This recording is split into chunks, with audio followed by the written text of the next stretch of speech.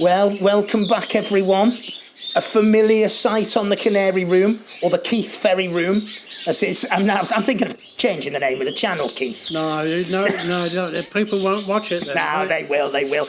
Look, you know where we are. We're with the lovely Mr. Ferry, and I know I say this every time we come to see the lovely Mr. Ferry, but you are in for an absolute treat. What we have really is a timeless episode. This episode is going to focus on sort of preparing Norwich for the show bench, and Keith will share with us his tips on washing Norwich, preparing show cages, and how he sort of settles some of the birds down and gets them ready. We will have a look at some of his wonderful Norwich, and we're going to have a look at some of his wonderful fifes today as well, because not content on being really good at breeding Norwich, the bugger has gone and bred some stunning fifes as well. There is a clear yellow hen here, which is as good a clear yellow hen as I've ever seen. So, yeah. Well, that's nice for the compliment, from a good fife breeder. Yeah, so it is. It's slightly nauseating, to be fair. Not only has he got bloody good Norwich, but he's got good fifes as well. So, Mr. Ferry, we're going to have another good episode, I think, aren't we? Well, I hope so. I'm looking forward to it, and we always enjoy ourselves, don't we? We do. And like I've said in the past episode, if anybody could pick just the odd tip or two up from me, it's well worth doing. Yeah. Well worth the journey of coming all the way down here. Yeah. Certainly was. Lovely dinner last night. Might have had a glass of whiskey, might not. Don't really want to talk about that on camera, mate, do we? Not really. No. All right. You know what to do. Not whiskey. It's too early. It's Sunday morning. Grab yourself a cuppa. Sit back and enjoy the show. This is a familiar setup. This because this is Keith Ferry in the kitchen. Actually, it's at the end of Keith's bird room. He's got a kitchen unit, and what we're going to see now is something that we've spoken about on several occasions and said, we will get round to filming, and that's Keith washing birds. Now, what I will say, and Keith will reiterate this as well, is that do them early in the morning, and that's one of the things that Keith will say. And also, Keith's done this for us to capture on camera. Isn't that right, mate? At this time, you wouldn't normally do them this time. No, it's October. It's coming into the third week of October, and I generally wouldn't wash birds at this time because the birds are clean enough as they are. They bath themselves. You can spray the birds to come over to these early shows, but I wouldn't generally wash them. But this is mainly for the Canary Room episode. And hopefully you can pick up a few tips. One thing I will say, and I shall say it when you do it, don't be frightened of doing it. Just have confidence in doing it. But if you haven't got the confidence, go to someone you know, a champion who's been doing it, so you can pick it up and just watch them do it, how they handle the birds in doing it. But hopefully this little episode will teach you how to do it. Yeah, it is. It literally is. I mean, always indebted to Keith for giving us his time and his advice. But this is a must watch and must watch again. So, without further ado, we shall hand over to Mr. Ferry in his kitchen. Thank you. Well, hand washing. People, you can hand wash birds for a show. It's October. Matt's down here early. October the 24th today, which normally I would not hand wash birds, but to demonstrate for people there to hand wash birds. I generally would hand wash birds later on in the season when they've done one or two shows. As the environment is at the moment, birds do not get lucky like they did 50, 60 years ago. But with hand washing, is to improve the feather a little bit. If you get an hard feather bird, you can soften it by hand washing. But I will stress that some birds, there's their soft feathers, etc., you can ruin a bird hand washing. And that's if you see birds on the show bench with a collar, split collar around the neck, it could have been through hand washing. So you've got to know My theory on that mainly is the feather, knowing the feather. So you get a hard feathered bird, and you're trying to soften it down a bit. Sometimes it can create this collar. So you've got to understand the feather. And the other thing is, when you're hand washing, it's got to be done first thing in the morning. A nice bright day, first thing in the morning, at least a week before the show. I say that because it gives them then time to get the oils back into, when they're cleaning themselves, into the feather. I'm going to do 4 now, but the main thing around washing is making sure you're prepared before you ever get a bird to the water. You've got everything there to hand. So you start off with how many birds you're going to do. Now, I mean, generally on a big show, I would probably hand wash 20 to select 12 birds. But it needs to be done fairly quick, because the birds are under stress when they're washing. So make sure you've got everything to hand. So paper toweling, the amount of birds you're going to do, they're doing 4 today. Make sure you've got 4 sections there. You've got scissors, because the first thing you're going to pick the bird up, so the claws need trimming. The brushes, I've got a nice badger hair brush to put the soap on, another brush there to brush the soap out. I use Johnson's baby shampoo, so it's quite gentle to the bird. What I will do is put water into the sink and get it to the right temperature for these birds. Then I have 2 more dishes, because I take the water out that sink, so I know for a fact that those 3 dishes or bowls are all the same temperature. Now, with everything to hand, you can do birds fairly quick. And I'll probably wash 10 birds in that amount of mixture. And then I would change the water.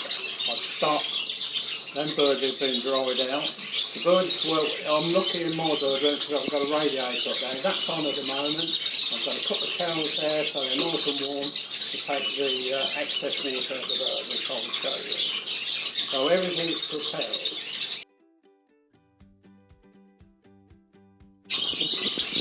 Right, so 1 bowl is for the shampoo. I'd only put a little drop in, like that. I'll get the brush and lather it off.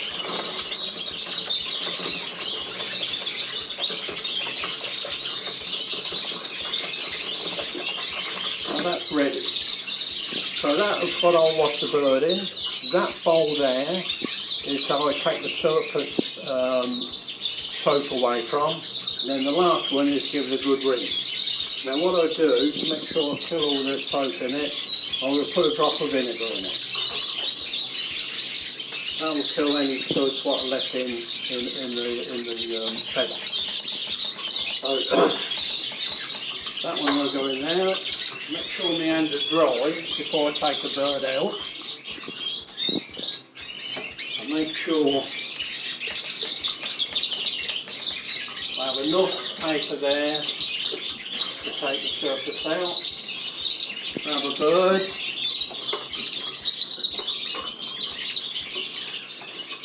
This is a flighted clear yellow cock bird.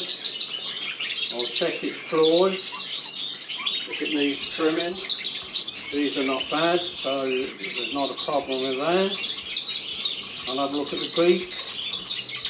The beak may need a little trim off, but be careful because they do tend to put their tongue out. So that's done now. Then, with the bird on this bowl, sprayed it. And as you can see, there's a bit of muck on there around the vent. That's the main thing where you're going to be cleaning. And it's always strokes down the grain, down the feather, not up the feather. So the bird is well soaked. And it's into this bowl. Now hold the bird well so it doesn't, but not too tight. The bird needs to feel you're confident with it. And the last one is in here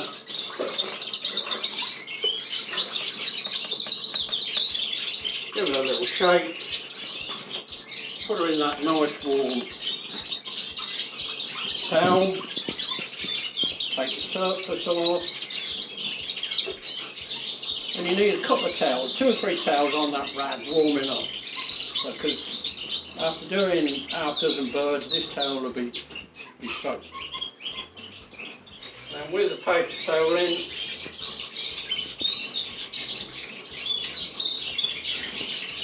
roll the bird in, create a sausage. Make sure its head's sticking out, put her in the cage, nice and gentle. And the time I've done the other one, generally they wriggle themselves out. Well, don't be frightened. If they haven't, then just come and loosen it up. But generally they wriggle themselves out. But that paper towel is taking most of that moisture away. Then straight down, you pick the next bird, wasting no time at all. Again, check the claws.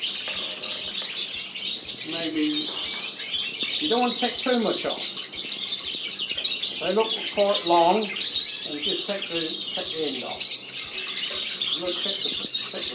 Yeah. Straight in, don't mess about. That's a bit under the rump around there. That's mainly where they get naughty, but with the head, always sweeping down.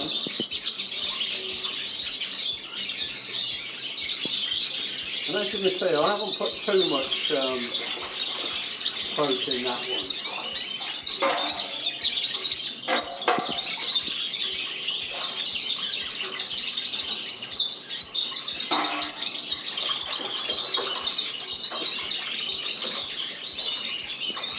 The next time you're with the birds doing this, the better. It's not hard if you don't come in.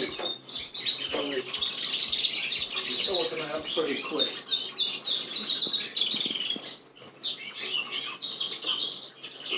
Again, not squeezing the bird. Just do it gently. Get the surface off.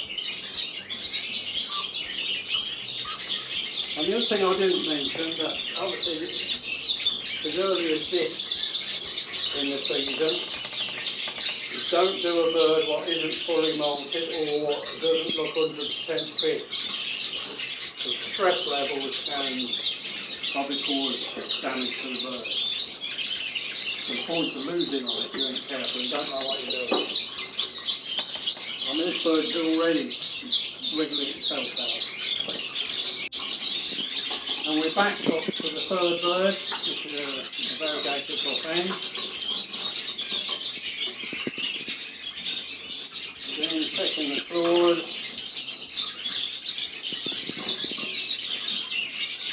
They're fine, and the beak's fine. There's a bit of muck there. Don't start messing about with it, because when you're brushing, it'll all come off.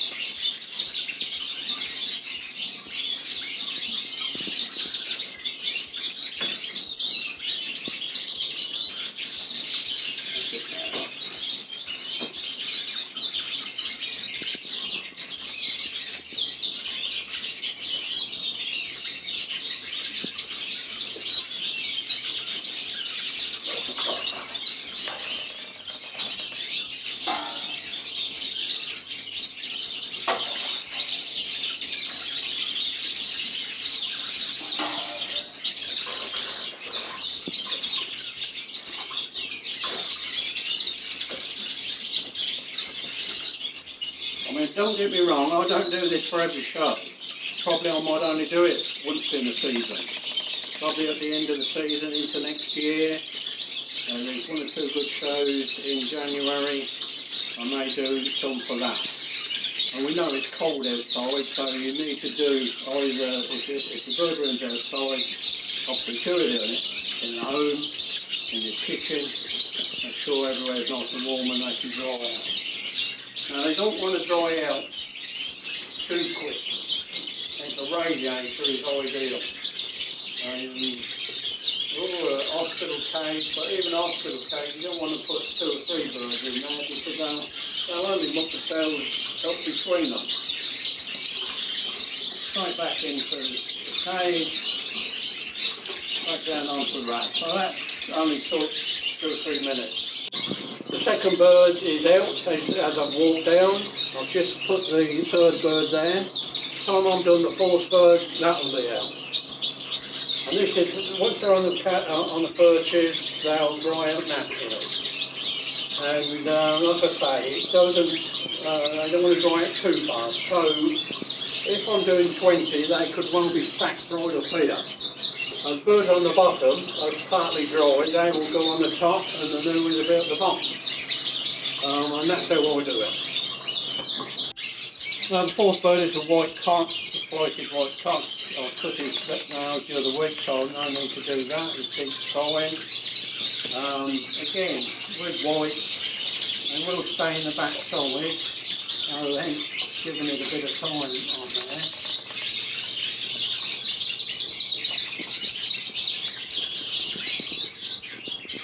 The head. That's what you're looking for, is to bring that head up. Right, that's white. It's now just another secondary both hoods out.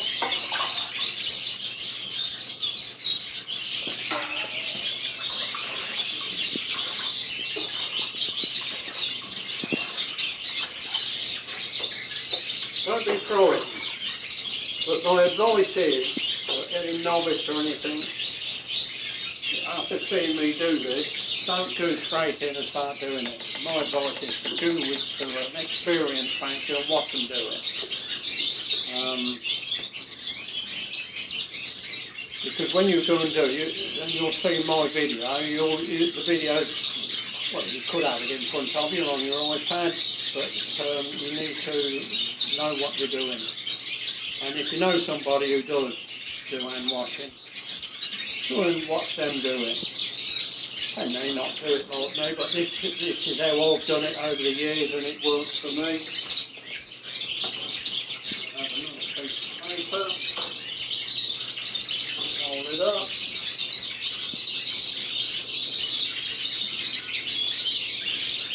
Back in the cage.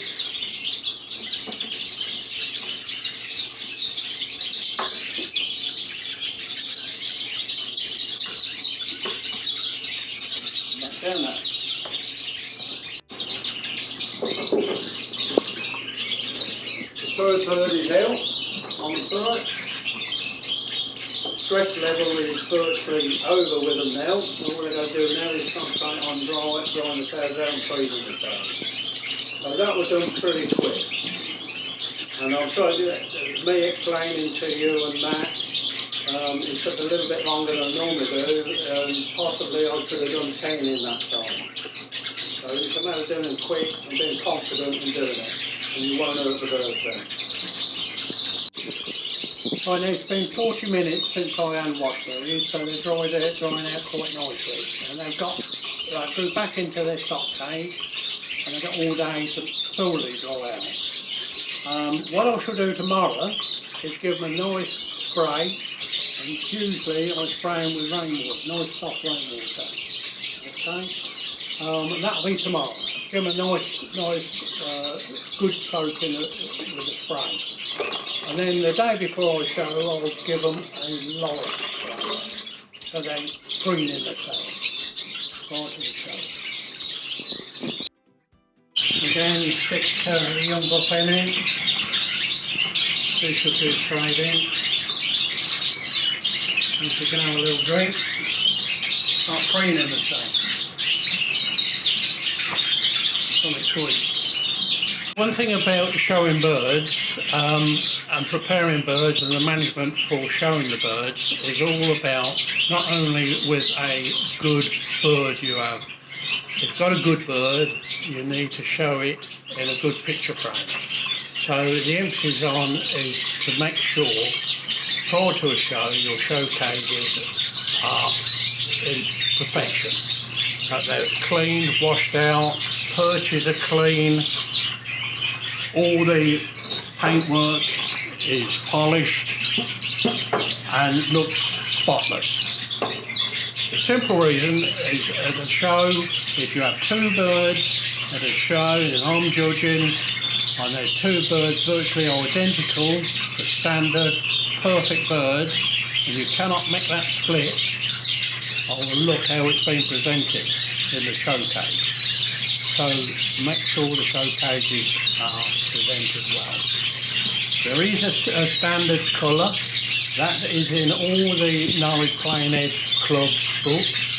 So you have the standard of the back, of the green and the black, including the proper undercoats as well.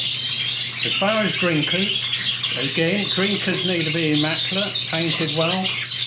You can either use galvanised or plastic, as long as they're black. And the other thing is that you need to show in plain canary, not mixed, because if it's mixed, it'll be marked down.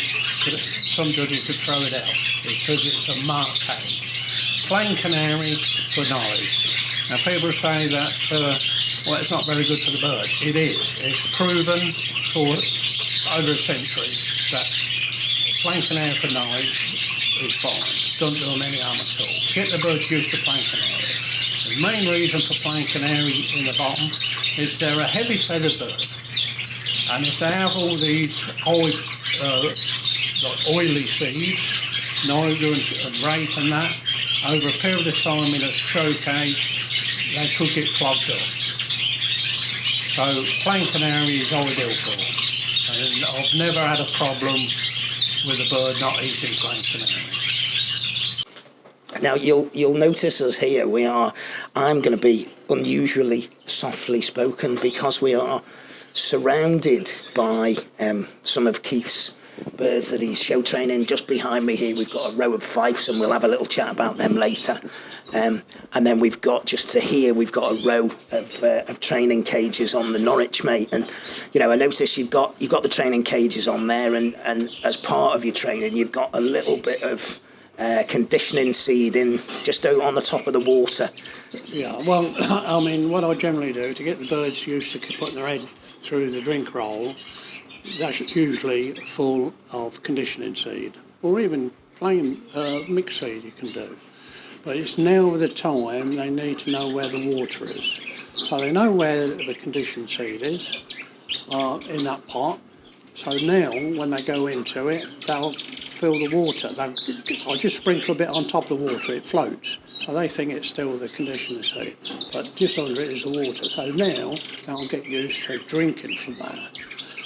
It's all part of the training, because you don't want to send birds to a show what's never been in a show cage, don't know where it's going to have a drink. It can have food because it's on the floor, but a bird will soon go down and not show itself if it don't have a drink. And a lot of times I see this happen on the show bench. In fact, I have seen fanciers who are frightened that the bird's going to wash themselves and tell the stewards, can you empty all the water? That's a bad mistake, a real bad mistake, because a bird can go down and not show itself if it doesn't have a drink. If the bird has a bath, my birds get used to it, 3/4 full of water, and not generally my birds will bathe themselves. It's those birds who are not used to that water in the drink who will put their heads in there and have a bloody good bath. Yeah, it's nothing. I've had a few birds like that before now when they've been up on the specials table, and then the next minute you're thinking, it's just bathed. Brilliant. But you've got the top hats as well, haven't you, mate, on the yes. on the stock cages? So that gives them an head start. Yeah. I mean, a lot of people now use the fountain drinkers. I'm still old-fashioned. I will not use fountain drinkers. I can clean and water my birds in no time with top hat drinkers. Yeah. And they have fresh water daily. So I'm still at the old school. Yeah, no, I have them on. I have to say, I have them on mine in the from September onwards, but I still do have the fountains as well. Now, mate, There's one or two nice birds in this room, isn't there? In the Norwich. Well, hopefully, I'm happy with some of them. And it all depends in the eye of the beholder, the judges, when they see it. I mean, we're all supposed to judge to the standard, and hopefully that's all judges will go to. True to standard.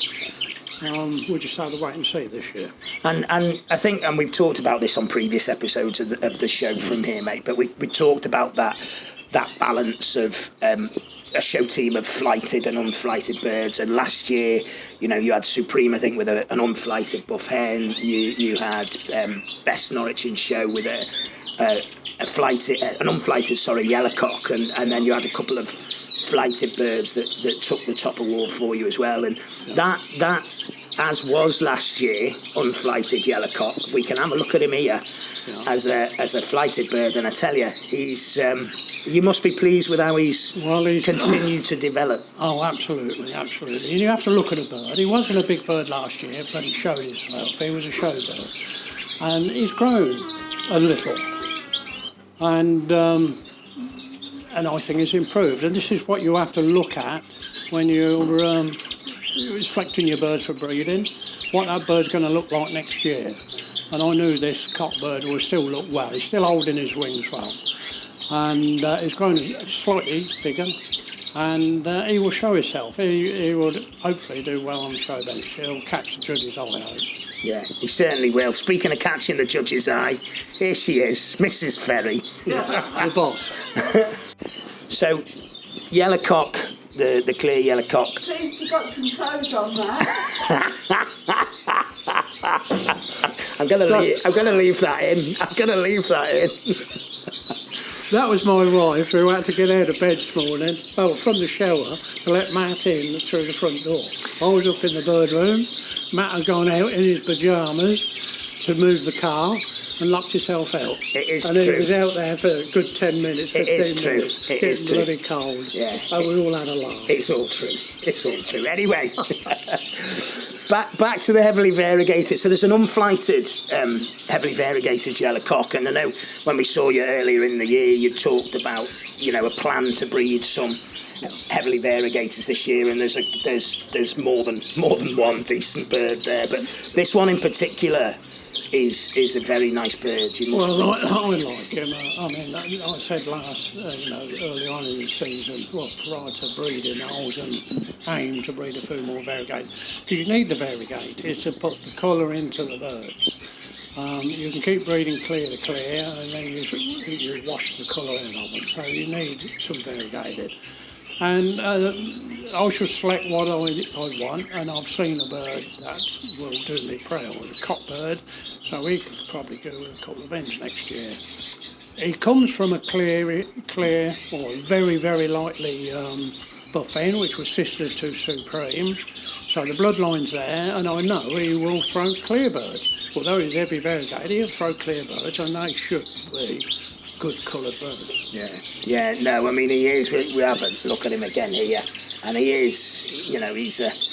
He's a nice bird, a very nice bird. And there are, Keith. There's plenty of, it's been a good year for you. I think when we came back just after the season, we saw one or two there starting to take shape, and as they're almost finished off, they are looking. They're looking well, and I think getting them ready, that preparation, and the preparation for keeping them in tip-top condition. You haven't, as we film yet, you haven't been out showing. You're out, I think, next weekend, aren't you? This coming weekend at England Burbage, and then following week will be a Ferry 5 at the Southern. And then it'll be the Midland Plain Head Club show. I'm not doing so much showing this year because I'm judging. And obviously I didn't get to Stafford because I took the good wife to the O2 to see Andre Pacelli. So we have to look after the other half and just tell her that the birds and everything. And yeah, you can tell her, Keith. I'm not sure she believes you. So there's not going to be so much showing this year, which is fine with me. It's, as I get older, I don't know, I'm getting up early in the mornings, tearing off to shows. But I am looking forward to Hinkley and Burbage, who haven't had a show since 2019. Poor old Elsie Dams, who used to run that show, passed away with COVID. And luckily there's some younger blood local to Hinkley and Burbage who want to get that show going again. So I'm giving it all full support. Yeah, and it wasn't it? You were saying to me earlier, it was a really, really big Norwich hotbed. Well, it was the hotbed of Norwich when I first started. I mean, the breeders of Norwich in the Hinkley and Burbage area was unbelievable. Unfortunately, there isn't any now in Hinkley and Burbage, but I've got fond memories of different people, the Wright brothers, Ernie Grimes, Len Grucott. That's just naming one or two. There was loads there, and it was a hell of a show. And that was the best Norwich show in the country. Yeah, super stuff. Well, I wish that the very best of luck there, obviously, and you.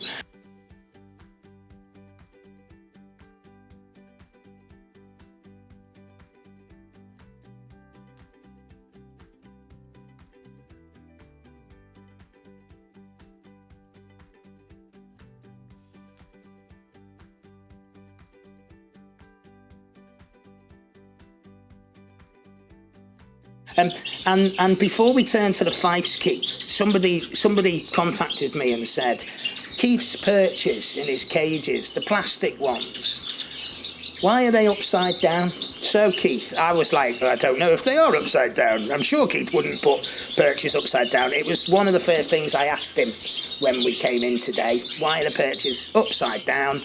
And he said, actually, I didn't ask him why they were upside down. I said, what's with the perches like that? And Keith said they're upside down. So, Keith, it's been a mystery.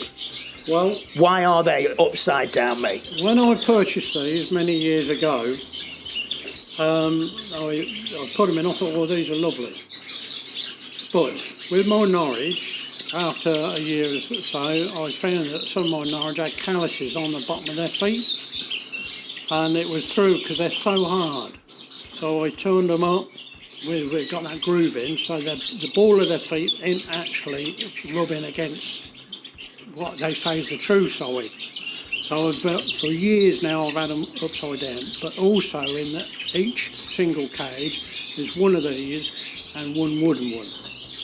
And so they got the best of both worlds. But that's the reason it's upside down. And many people come in my bird room, look at me, gone out, why are they upside down? And that's the reason. Yeah, look now, we know, we've demystified it, mate, we've demystified it. Yeah. So I think when it comes to the Norwich, there's a decent showing here, mate, as you'd expect. You did get a couple of whites out, got a couple of greens there, some nice birds there. Work in progress still. I think when we met you when we were here last time, you were talking about them. You were saying, it'll take you a couple of years to get them back to the level that you want. But you're pleased with what's come out? Well, the greens, I really haven't bred any self-greens, but not a lot of success on there. The pair I brought in, the first 2 rounds were clear, Cott weren't doing his job. Third round, he did fill the eggs, but unfortunately I didn't rear them all. But like you say, it's progress, it's ongoing progress, and they will come back. And the other thing is, I think last time I said I only took 2 rounds because I went to a nephew's wedding and took 2 rounds. So I haven't bred the quantity. I think the quality ain't bad, but I ain't bred the quantity what I'd like to have done. Yeah. So unfortunately, people who have ordered birds, I'm not going to be able to supply the demand. So. Next year. Yeah. And I think with them, you were very honest from the outset. You said, these are. I want to relay a foundation with your own blood that had sort of gone back away, and it would take you a couple of years to breed. But there's something to work with, I think, isn't there? Yes, absolutely. Superb. Well, some talk about something to work with. We'll have a chat with this man now. We'll go round the other side of the bird room. Have a chat with him about his Fifes. I'm all about order in the bird room, and I like the way that you've got the room set up now, mate. You've got the sort of the Norwich on the top two rows on this side as well as on the other side as well. So these are birds that singled off that you're having a look at, and it seems that there's some order. There's yellows and then half a dozen buffs. Is that right? Half a dozen yellows there and half a dozen buffs, and then you've got your fifes underneath. And we've had a look in, I think, in this cage here, cage 55, which is just in front of us. There is one of the best examples of a clear yellow hen I've seen. It's a stunning bird. I've got a couple of cutaway shots on it, and I think one of the things that you've sort of accepted is that these little things are a little bit harder to train than the Norwich. The Norwich are stunning birds, and they settle nicely. And but these are proving a little bit more challenging. You've got the show cages on, and then as we've seen where we filmed this, you've got a really lovely high show bench, really, haven't you? That these have to get up and peak. But you've got to be very pleased with not just that bird. There's a very nice white bird, but you've got a decent flush here of very, very nice birds, mate. Well, yes. I mean, it's took me a few years, but each year I just keep getting a notch higher, and I mean, I love the birds. They're a nice jointy bird, and but they are frustrating for me because the amount of training you have to do for them to steady them down is unbelievable. And the other thing with five, when they are steady and they're showing themselves, relaxed, they look beautiful. You're only going to walk by them and they pull like hell. So they are a difficult bird.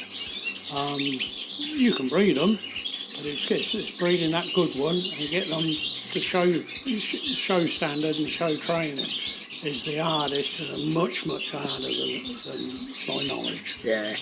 It is. I think. I mean, you have. As I'm looking, I'm just gazing at this bird. I mean, there are some very, very nice birds here. As I say, I think that's probably one of the best clear yellow hens I've seen. The hope is, and we've had this conversation off camera. In clear yellow hen class at the Midland, there might be up to 60 birds there. So that's where it doesn't. I mean, you'd say this with any bird, wouldn't you? An exhibition bird. It doesn't matter how they look in the stock cage. It's how they look on the show bench.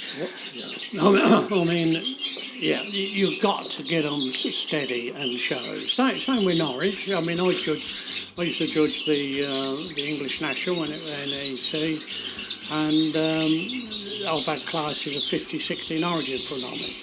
And if the bird ain't settled and it's moving, it's on the floor, up down the perches, you ain't got time for it to settle. It's held. And I should imagine, and I've seen it with, say at the Midland Five, where there's been 80 yellow hens. If a bird ain't performing, it's held. So although Matt said that's a good bird, and I like the bird, it's but it's got to perform at the time the judge looks at it. And so there's a lot of look in it, but a lot of hard work of training. Yeah, there is. But I think the important thing is that you and it's one of the things I'd sort of say to anyone really, as a piece of advice of keeping birds. I know a lot of people, particularly novices, will look at what their birds have done on the show bench, and they'll use the eye of a judge to sort of make a decision on a bird. And I've done that myself in the past. But I think one of the things that you see the birds in this room more than anybody else. And we come in here with a camera for half a day, but Keith sees these birds day in, day out, and it can be a bird doesn't look good 1 minute and then looks absolutely incredible the next. And that's really where you need to make the judgment, mate, isn't it? Not just based on what it's done on the bench. No, that's right. I mean, 50 years of breeding Norwich, I can tell whether that's going to be a good bird or not. But you're halfway there because they're a more settled bird, more lethargic compared to these. And that's what I like about the Five. They're on the move all the while. They do give me pleasure. But they are very difficult to get ready for the show. Yeah. But I'm saying that 1 or 2 shows can settle a bird down. So you can go to the lesser shows, CBS shows and that helps steady them down prior to a big show. Yeah, putting them out. Hopefully that'll, help them. Well, mate, we'll get a close-up of this bird now in its stock cage, and we'll have a little look at it, and we'll admire it. It has, as always, been a pleasure. I think I'd thank you, and on behalf of everyone who watches the Keith Ferry series, because it is a series now, thank you, because your candidness and your honesty, and you always say it at the beginning of every show, if somebody can pick up a little something, then you're happy. But I think today, as is the case every time that we come, people will pick up a lot of stuff. Now, some people will do it differently, and that's one of the things I really enjoy about coming here. It's how you do it. It's not, you're not saying it's the only way to do it, but it's how you do it. And I think your success on the bench and your success on the birds means that, we should all take notice. Well, you can do, but I've said it to many fanciers. If you've got a good system, it don't matter if it's rearing birds, the egg food, or whatever, or the colouring. If you've got a good system, stick to it. Don't keep changing. But if you pick just the odd tip and it helps you, then it gives me pleasure. I mean, in the times when I first started as a novice and that, and I admired the guys, the big champions, the white birds and that, they really didn't tell you how they managed to get those birds onto the show bench. And they took it to the grave. No, I don't want to do that. I just want this, if people can pick this up, I want this hobby to keep going. And unfortunately, it's been dwindling. We've got to do something about that and to encourage people into the hobby. Yeah, no, absolutely. Well, mate, it's been a pleasure. But you know what? I don't think it's going to be the last time we come. I'm going to put up with. I'm going to buy another bottle of wine and another bottle of whiskey. You have. I'm not sure what we'll cover next time because we've covered lots, but there will be something. There's always something. Keith, as always, mate, it's an absolute pleasure. Thank you very much indeed for letting the cameras in again, and best of luck on the bench. I'm not sure you'll need it, and I look forward to seeing some of those Norwich and some of those Fifes with big rosettes on them later on. Yeah, well, I'm there to be beat, and there is good birds out there, and I will get beat, and that's part and parcel of the hobby. It's not trying to be greedy or anything. Let somebody win to encourage, people out on the show bench. But I wish everybody, all the people who watch it, an healthy show season, and that they do well. And again, if you pick something up, I'm well pleased. Super stuff, mate. Well, you know what to do. Hit the like, hit the share, and if you haven't subscribed yet, why not? Subscribe to the channel. Until next time, everyone, take care. Goodbye, everybody. Hey.